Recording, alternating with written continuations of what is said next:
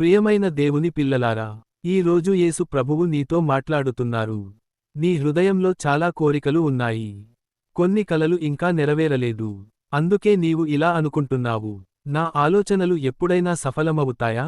కానీ ఈ రోజు దేవుడు నీకు ఇలా చెబుతున్నారు. నీ కోరికలను నేను సిద్ధం చేస్తున్నాను. నీ ఆలోచనలు వృధా కావు. నీవు ఆశతో ప్రార్థించిన ప్రతి విషయానికి నా చేతుల్లో ఉంది. కొన్నిసార్లు ఆలస్యం జరుగుతుంది. కానీ దేవుడు ఆలస్యం చేస్తారు గాని ఎప్పుడూ విఫలం చేయరు. బైబిల్లో ఇలా వ్రాయబడి ఉంది, దేవుడు మన హృదయ కోరికలను నెరవేర్చేవాడు. నీ కన్నీళ్లు దేవుడు చూస్తున్నారు. నీ ప్రార్థనలు ఆయన వింటున్నారు. నీ జీవితంలో ఒక కొత్త అధ్యాయం ప్రారంభం కావడానికి దేవుడు పని చేస్తున్నారు.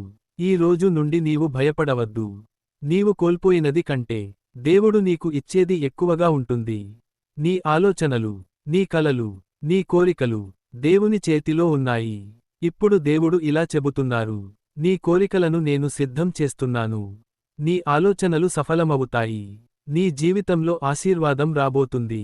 నమ్ము, ప్రార్థించు, ఎదురుచూడు. యేసు ప్రభువు నీతో మాట్లాడుతున్నారు.